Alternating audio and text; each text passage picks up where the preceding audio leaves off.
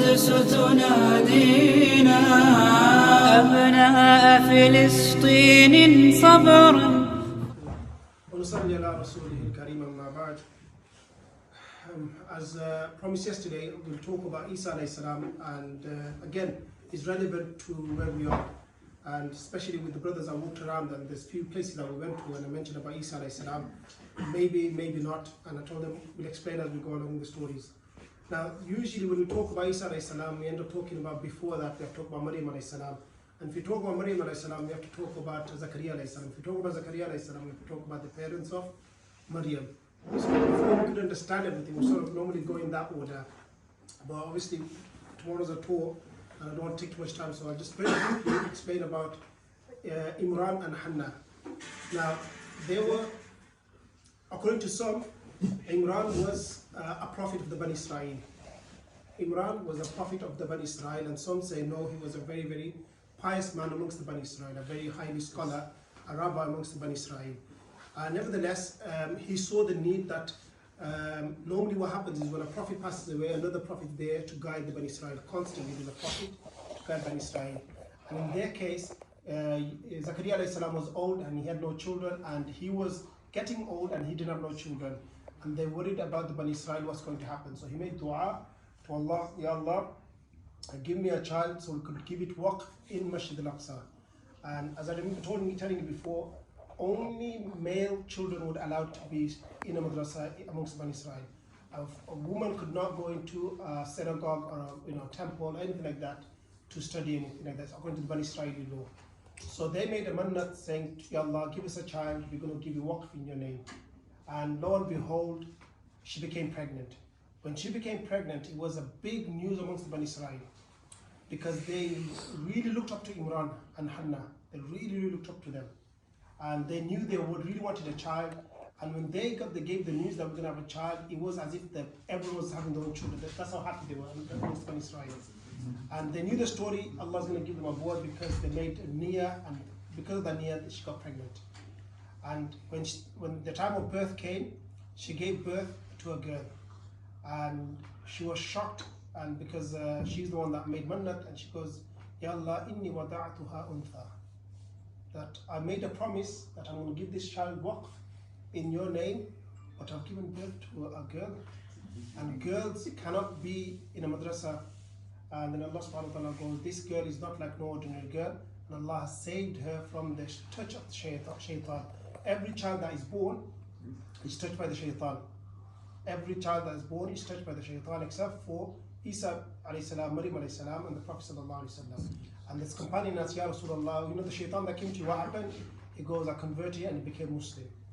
And anyway, so Maryam alayhi salam is saved from this touch of the shaitan. And when she grew up, everyone knew this is an extraordinary child. She went into, as we showed you that place in Mihrab in Masjid, so she studied there. And at that time, she knew that Zakaria alayhi salam looked at them and thinking, I wish I had a child, because he's becoming old and there is no one to take on the Bani Israel anymore. There is no one to take the Bani Israel anymore, because all the prophets are male and female cannot be prophets, and their line is ending there, and they were worried that who's going to look after Bani Israel. And he used to have this khaish. So every time there was some incident where who looks after Maryam alayhi salam, and everyone wanted to look after Maryam alayhi salam, and because Zakaria alayhi salam was a prophet, he was the chief rabbi there, and also he was the relative of Maryam alayhi salam, so he wanted to take control of her studies. But everyone wanted the same privilege, so eventually they said, whichever pen you write the Torah with, throw that into the sea, into the river, and whoever's floats, they will be in charge of Maryam alayhi salam. And everyone agreed to that, so the pen that they write the Torah with, they threw it in the river, and lo and behold, Zakaria alayhi salam's pen floated, and he became the sole custodian of Maryam alayhi salam. So he would lock her up in not lock her up in a room, her room would be locked, and he would go there, give her food, and come back. And every now and then, every time he used to give her food, he used to find fruits out of season. And this just didn't happen once or twice, it happened consistently. So then he goes, Ya Maryam, where did you get this from? Who gives you this food? And she knew straight away, she saw the desire in Zakaria alayhi salam, but he just didn't have the courage to, or he didn't bring it out of him. And she said, look, it's from Allah subhanahu wa ta'ala. يَهَبُ لِمَن يَشَاءُ. He gives to whom he wishes, whatever he wishes. And in that she gave a hint, look, he gives whatever to whomever whatever he wishes. Ask and Allah will give what you desire most. And that's when هُنَالِكَ دَعَا Zakaria, and the rest of the Quran it goes, that Zakaria alayhi salam realized, you know what, this is my time to ask. And this is what I say to anyone that wants to make a dua, especially for a child. This is the place. I said it last year in great detail. This is the place where you ask for a child, because Ibrahim alayhi salam, he didn't have no children. And this is the land he got glad tidings of a child. And his wife laughed. Like, how is that possible? Like, I look at me, I'm an old woman, and Ibrahim alayhi salam is almost 99 years old, or however old he was, very, very old. And Jibreel alayhi salam replied with a very typical response, Kadalik, this is how it's going to be. And so this is the land where miracles happened. So Zakaria alayhi salam went into his mihrab and he made Hunalika da'a Zakaria Rabbah. And in this is a beautiful, the way he made this dua.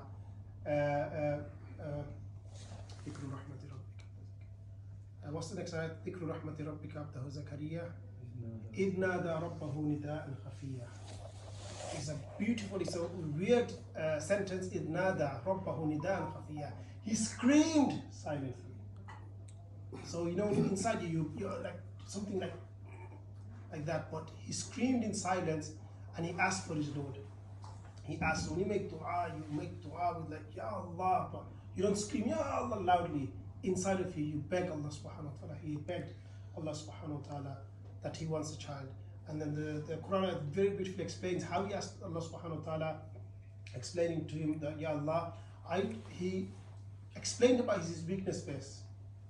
He explained about his weakness first. That Ya Allah, وَإِنِّي خِفْتُ الْمَوَالِيَ مِنْ وَرَائِي. That, look, the reason why I want a child is I'm worried about leaving someone behind me, because the Bani Israel will need a leader, will need someone to look after them. But I worry my bones have become weak. My bones have become weak. My beard has become white. And وَكَانَتِ امْرَأَتِي عَاقِرًا. And also, that's not it. My wife is barren. She doesn't have a womb. She cannot produce babies. But then at the same time, he goes, Ya Allah, you know, you never let me down. You never let me down. You listen to all my du'as, you've accepted everything from. Look at the blessing that you've given me. You never let me down. So when we make dua to Allah subhanahu wa ta'ala for anything, we ask and we give our weakness, Ya Allah, look, I'm a sinner. I consistently say, Ya Allah, but you consistently forgive. And you've always looked after me. And make that connection with Allah, and you feel that connection. Look, you've always given me what I wanted, and Allah indeed has. And say, Ya Allah, look, you've given me what you've never let me down. You've always got my back. Just give me this. And so Zakaria alayhi salam made dua like this, and lo and behold, Jibreel came. And Jibreel alayhi salam said that Allah is going to give you a glad tidings of a child. Straight away, the shock hit Zakaria alayhi salam, saying, how is that possible? How is that possible? He's the one that made the dua, and he gave his weakness and told Allah to give him a child. When he got the glad tidings, he was shocked. And the typical response, and you'll see a very typical side of Jibreel alayhi salam once you study him and you know him. If you question the decree of Allah, if you question anything of Allah, he will not give you a good reason, because he follows Allah's command to the T. So for him, he's like, how can you not obey Allah's command? So when any prophet or anyone asks, how is that possible? He'll answer in a very typical fashion, Kadalik. That's how it is. That's Allah's orders. That's how it's going to be. When Maryam alayhi salam asked the same ishkal, he answered like that. When Imran asked, he answered like the same.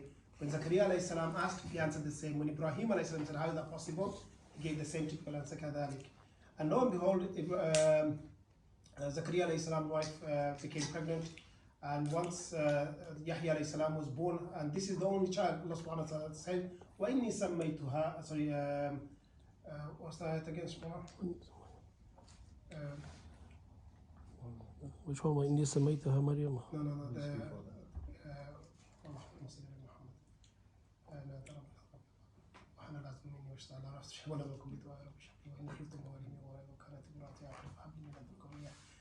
يرثني ويرث من آل يعقوب واجعله ربي رضيا.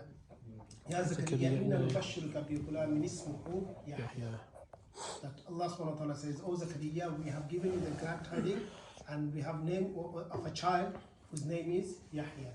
So Yahya means to be alive. And so Yahya alayhi salam was born. And Yahya alayhi salam was the cousin of Eesa alayhi salam. So now Yahya alayhi salam is growing up to be old. And at that time Maryam alayhi salam is growing up a bit more. Now she's turned an age between 16 to 18 to 20, one of those ages between that time. And Maryam alayhi salam became a very muttaqi, a very pious woman. Very, very pious woman. And in her piety, in fact, she was so much in piety that Allah, when Allah describes her, He gives her the male word, the noun of male, showing that this is not just for a woman, she's an example for everyone. And when Maryam alayhi salam, she is very, very pious and she wouldn't let men come near her and things like that. So one day she went, in the morning when the sun rises, she likes to see the beauty of Allah subhanahu wa ta'ala. So she used to go in a secluded place and see the sunrise and just the beauty and remind her of Allah azza wa jal. So one day she went Makan and Shirqiyya, she went quite far away. And at that time, whilst she was in a worship or she was in a far away in a small tent, far away in a figure, she could see someone coming. Far away, she saw someone coming. And once this person coming closer and closer, she stopped him and saying, in the name of Allah, I beg you, seek refuge from Allah for you to stop here. And this person continued coming. And he said, no, I am a messenger. فَتَمَثَّلَ لَهَا بَشَرًا سَوِيًّا. I am a messenger, but I have come in a form of a human. Normally, if they came in an angelic form, it'd be very, very scary. Because all of a sudden, far away, you see a figure. Doesn't matter if it's beautiful or not. It's just going to be scary. So that's why it comes in human form, something that we recognize. And he came, so Maryam alayhi salam doesn't get startled. She's startled, but she doesn't get as startled as much. Then he came and he said that I have come to give you a glad tidings that Allah is going to give you a child. And again, she goes, how is that possible? I'm not married. I've never been with a man, and I'm not that type of woman. And he goes, Kadhalik, that's how it's going to be. And he blew into her. And there's a couple of narrations on that. She became instantly pregnant. She became 9 months pregnant there, but other qawl is that it took her 4 months to become a space of 9 months pregnancy, but others say no, she went through the full pregnancy. Whatever it was, she was a child, 18, 19, 17, 18 years old. She was pregnant. She did not go back, she was very, very scared. So duration of her pregnancy, she hid away from society. So either it was 9 months or how many months she was pregnant for, she stayed away from society. Now you could imagine in Masjid al-Aqsa, there's a big massive hoo-ha going on. Where has Maryam gone? Is she alive? What's happened to Maryam? Search party's gone and everyone's looking for Maryam alayhi salam. Meanwhile, Maryam alayhi salam moved away from Jerusalem, went towards Baytullah, Bethlehem, and she stayed hidden in that place. And people are looking for her, the word spread, we can't find Maryam, we can't find Maryam, and you can imagine the big hoo-ha that's going on. And then the pains of labor came. The pains of labor came, and Allah subhanahu wa ta'ala describes that when she experienced the labor pain, she, Ya laytani mittu qabla hadha kuntu nasiyan mansiya, that she cried and screamed in pain, saying that how I wish I was blown up into dust. The pain was far too much for her to bear. Again, remember, miraculous pregnancy, but everything the pain she will feel. And eventually she gave birth to Eesa alayhi salam. She was under a palm tree. She held onto the palm tree and she gave birth to Eesa alayhi salam. And then Allah subhanahu wa ta'ala said to her that shake the palm tree. Shake the palm tree. Remember, she's given birth, a miraculous child. She's absolutely dead. She's got no energy. Allah orders her, shake the palm tree. She picked her hand up and barely touched the palm tree and dates fell. It's just to show that as humans, we can't expect miracles to happen. If even a miracle does happen, we still need to make the action. Maryam alayhi salam, everything was miraculous about her birth, but despite that, she still had to shake that tree for the dates to fall. She had to make the action.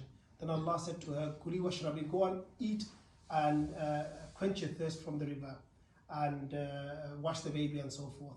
Now she was worried. I've got a baby, I need to go back. What should I do? Allah orders her to fast.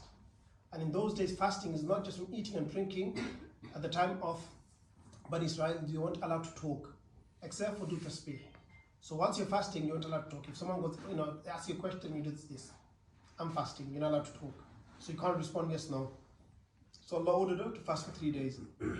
Now, imagine this scene.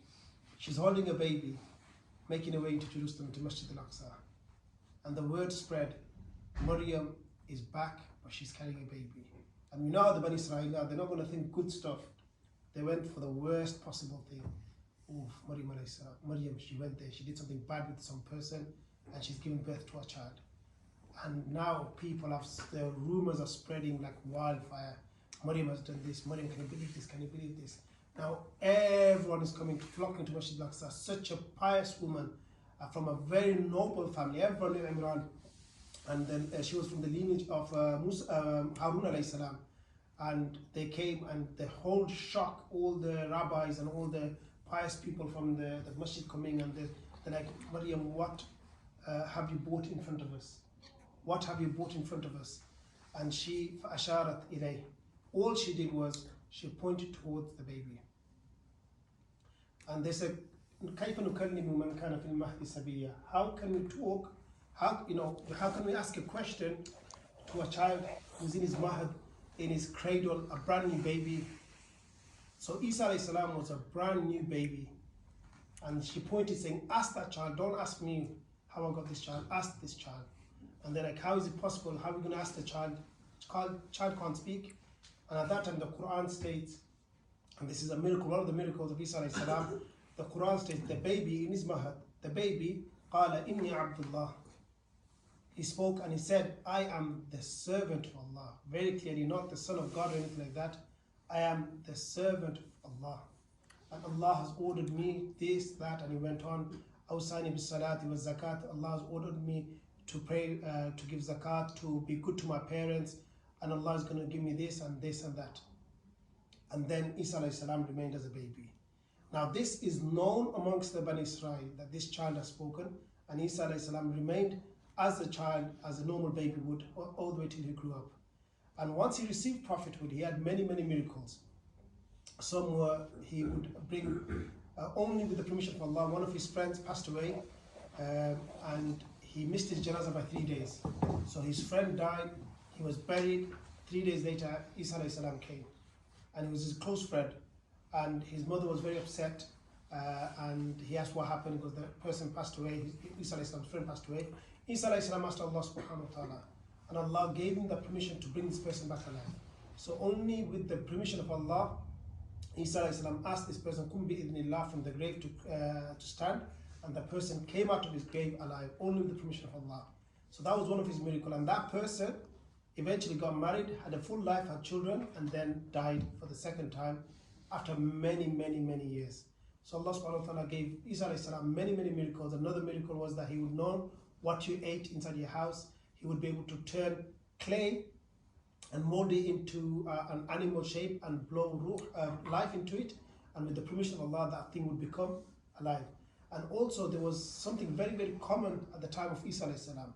One of the things that was common was medicine was very, very advanced. It was advanced beyond its time, medicine. But one thing they couldn't do is cure leper.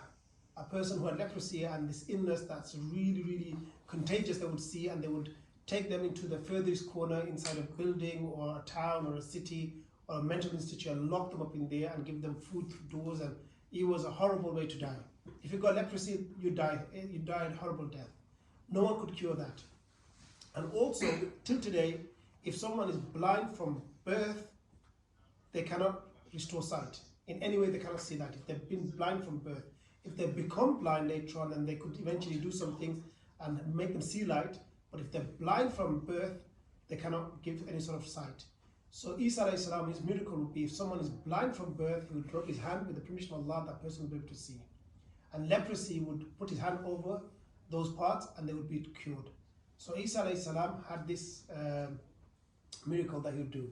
Now the Jews who he came to, eventually he got the the Bible, and once he received revelation, the Jews, as usual, they went against the Prophet, because they were expecting a prophet to come who would conquer everything, who would be a military prophet, a prophet with power, who would go and kill the enemies. That's the way they saw. When Eesa alayhi salam claimed to be prophet, they looked at Eesa, and everything about Eesa was opposite. Eesa alayhi salam was not into fighting, wasn't a military prophet, he wasn't a commanding prophet. If someone slapped, he would say, give the cheek and forgive that person. They didn't like anything about him because they were waiting for the prophet, and they always thought that could be Eesa alayhi salam. But because he wasn't that, they turned against him and they started calling him an illegitimate child. They started calling him the word bastard, and they started using all these different stuff for him. And as time went past, they started backstabbing him, and eventually they told the Romans that he's claiming prophethood, and he's taking a faction of the people, slowly turning against you and against your belief. So the Romans naturally, they decided to come and arrest Eesa alayhi salam. And now there's two narrations here. We will go with the first one. When they came to arrest Eesa alayhi salam, he was in the bathroom. He's just had his shower, he came out, he's got curly hair, and he came out the shower, his hair is wet and water's falling off his hair. And at that time, Jibreel alayhi salam came. Jibreel alayhi salam said, Eesa, there are people outside to come to arrest you and kill you. They've come here to kill you, and it is only by Allah's divine command that you will be lifted into the heavens. And Eesa alayhi salam was taken to the heavens. Now, the house was surrounded by Roman police, waiting for Eesa alayhi salam to come. There was a guy who was the most, let's put it this way, like Anthony Sparks, jumping up and down, trying to be the hero. His name was Theophilus. And he was one of the instigators for the arrest of Eesa alayhi salam. And he was like jumping up and down, come on, go this way, go that way. And eventually he thought he'd be a hero. And he snuck in through the window thinking that I'll be the one to grab Eesa and arrest him, and I'll be the hero. So he jumped in through the window. Whilst he jumped in through the window, Allah subhanahu wa ta'ala, he had a very similar face to Eesa alayhi salam, but Allah changed it more into the face of Eesa alayhi salam. Not Eesa alayhi salam himself, but he looked like Eesa alayhi salam, his hair, his face, everything. And then when he came in, he realized Eesa alayhi salam missing. He started screaming, Eesa's escaped, Eesa's escaped. And all the guards heard was Eesa's escaped. They broke the door down, they found a guy running around, they gripped him. And they arrested him, and they tied him to a cross. And the cross is a sign of a prisoner, and they brought him down through the alley. And you could actually, the Christians do that walk from the Mount Olive all the way. They brought him, and they came through where we walked the Hashmi, and eventually to take over the Church of Sepulchres now, and they hung this person. And he was always saying, no, I'm not Jesus, I'm not Jesus. But no one believed him, and he got crucified. And as far as everyone believed Eesa was crucified. And they never knew that Eesa alayhi salam, until the Prophet sallallahu alayhi wasallam mentioned it, everyone thought Eesa was crucified. And the second narration is of Abu Hasan Nadwi rahmatullahi alayhi. He gives a slightly different version. He says, no, Eesa alayhi salam was there. And I'll talk about the hair part as well, when his hair was wet. He said, no, Eesa alayhi salam was arrested. Theophilus, this geezer, they broke the door down, and they came and they arrested Eesa alayhi salam. Now, Eesa alayhi salam wasn't a very strong man. And what they did was they tied him to the cross. It's not a cross, it's actually a big block of wood that they put around your shoulders, and they tie your hands around you. And then you have to walk with that, and it's very, very heavy, and then they put that onto the cross. So they put that onto Eesa alayhi salam, and they're walking. And this day they are, remember, when they're walking from the Mount Olive, all down, it's very uphill, downhill, and people were there. It wasn't Eesa alayhi salam arrested, there's many people that arrested there. And people were throwing eggs, people were throwing rotten stuff. And Theophilus was the biggest one, just jumping up and down and making a big scene out of it. And eventually Eesa alayhi salam became very weak that he couldn't hold onto the log anymore. And the gods, they didn't want to constantly hold the log and pull Eesa alayhi salam. So they got irritated with Theophilus jumping up and down, and they thought, well, let's make this guy carry him. So they took Eesa alayhi salam off, and they got Theophilus, and they told him to carry a long piece of log. And now every station, the guards swap, and they give the prisoners to one station, and these guys take it to the next station, and they swap, and they take it to the next station. As you can imagine, like the checkpoints, small checkpoints everywhere. They would have small checkpoints, and they would give to this checkpoint, and then they'll go back to theirs, and this guy will go to this, and they'll take it back. And there's so many prisoners. And during the checkpoint, in loss of translation, no one told them that this Theophilus is not a prisoner. And by the time he got more closer to here, he starts saying, I'm not the prisoner, but there's no way any gods believed him, because he's the one that was carrying the log, and so they tied him up into it. And Eesa alayhi salam was free, and Jibreel alayhi salam came, and took him. And then this guy, they took him all the way and they ended up crucifying him. And now Eesa alayhi salam, now it depends which narration you take. Again, both could be sahih. But the one about the hair, they say that when Eesa alayhi salam comes back to the earth, when the Dajjal is announced and so forth, but the Dajjal comes, Eesa alayhi salam is going to descend. When he descends, his hair is still going to be wet. The drop that was falling from his hair would be falling down. So the concept of time freezes in that sense. When you leave the alam dunya, the realms of the world, time freezes. And when you come back, time starts. So when he left, imagine everything froze in time, and then he's returning exactly in the same state that he was lived in. So that's that. And anyway, until the Prophet ﷺ and the Quran describe وَمَا قَتَلُوهُ وَمَا صَلَبُوهُ وَلَكِنْ شُبِّهَ لَهُمْ, that Eesa alayhi salam neither was he crucified nor there was he killed. It's just what the thing that happened to him. Until then, people realize Eesa alayhi salam is going to return, and he will be the one that will kill the Dajjal. So that's the basic story of Eesa alayhi salam. So if you take whichever narration you take, there's a small, like minute chance it could be Eesa alayhi salam put his hand, as I showed some brothers, there's a handprint in a certain place. But again, this is nothing that we take an Islamic value at all. Even the Bani Israel don't say anything about that. But it's just the Christian belief. And as time went past, Christianity evolved into taking Eesa alayhi salam into divinity, and then slowly they called him God, and then the whole religion changed into what it is today. All throughout history, they thought Islam was a different denomination of Christianity.